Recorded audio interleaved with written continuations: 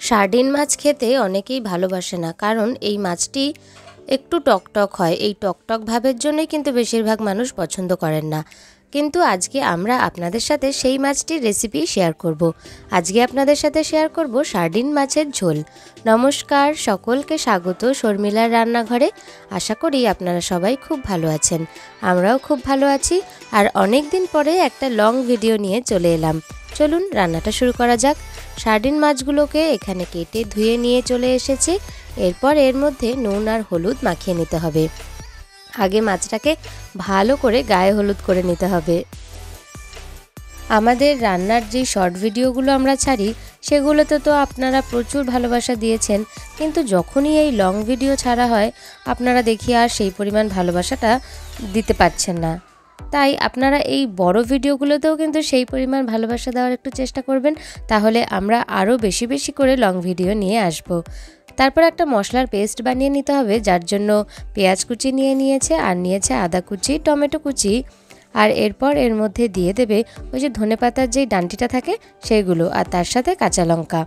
এরপর এর মধ্যে 3-4 কোয়া রসুন দিয়ে দেবে, আর ধনেপাতা কুচিও দিতে হবে। তারপর এর মধ্যে গোটা জিরে আর সামান্য একটু জল দিয়ে এটার একটা ফাইন পেস্ট বানিয়ে নিতে হবে।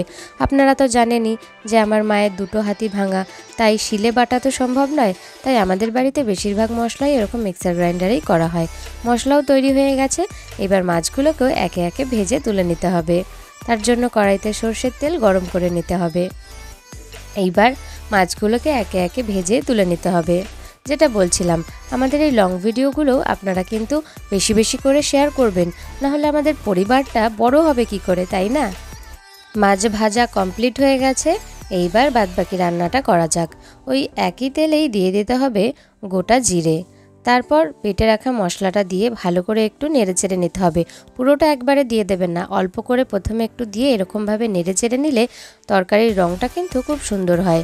তারপর বাদবাকি বেটে রাখা মশলাটাও দিয়ে ভালো করে কষিয়ে নিতে হবে। একটু ভালো করে নেড়েচেড়ে নিয়ে এরপর এর মধ্যে দিয়ে দিতে হবে স্বাদ অনুযায়ী নুন, পরিমাণ মতন হলুদ গুঁড়ো, আর সামান্য একটু উষ্ণ গরম জল দিয়ে ভালো করে নেড়েচেড়ে নিতে হবে যতক্ষণ না মশলা থেকে তেল ছেড়ে আসছে। যখনই মশলা থেকে তেল ছেড়ে আসবে তখন আমরা এর মধ্যে দিয়ে দেব উষ্ণ গরম জল। আর আপনারা তো জানেনই আমাদের প্রতিটি রান্নাতেই আমরা উষ্ণ গরম জলই ব্যবহার করে থাকি, তার ফলে রান্নার স্বাদ, গন্ধ আর বর্ণ খুব সুন্দর হয়। আপনারাও আপনাদের প্রতিটি রান্নাতে কিন্তু গরম জলই ব্যবহার করবেন। জল দেওয়ার পরে ভালো করে একটু নেড়েচেড়ে নিতে হবে। এরপরে ঝোলটা ফুটে উঠলে এর মধ্যে আগে থেকে ভেজে রাখা সার্ডিন মাছগুলোকে ছেড়ে দেব। এতক্ষণ তো ভাজা অবস্থায় ছিল, এবার একটু ঝোলের মধ্যে দিয়ে একটু সাঁতার কেটে নিক। তারপরে এর মধ্যে দিয়ে দেব ভাজা জিরের গুঁড়ো, আর কিছুক্ষণের জন্য ঢাকা দিয়ে রেখে দেব, যাতে এই মাছের মধ্যেও সমস্ত মশলা, নুন এগুলোর স্বাদও ঢুকে যায়। এরপর নামানোর আগে ধনেপাতা কুচি ছড়িয়ে দেব, তাহলেই কিন্তু তৈরি হয়ে যাবে সার্ডিন মাছের ঝোল। গরম গরম ভাতের সাথে এই সার্ডিন মাছের ঝোল একবার খেয়েই দেখবেন কি দারুণ লাগে। আমাদের আজকের রান্না সার্ডিন মাছের ঝোল তো এখানেই শেষ হয়ে গেল। আপনাদের এই রেসিপিটা কেমন লাগলো কমেন্টে জানাবেন, আর যদি ভালো লাগে একটা লাইক করে দেবেন, আর আপনাদের বন্ধুদের সাথে কিন্তু শেয়ার করে নিতে ভুলবেন না। আবারও চলে আসবো অন্য কোনো রান্নার রেসিপি নিয়ে। আজ তাহলে আসি, সকলকে অনেক অনেক ধন্যবাদ রেসিপিটি শেষ পর্যন্ত দেখার জন্য।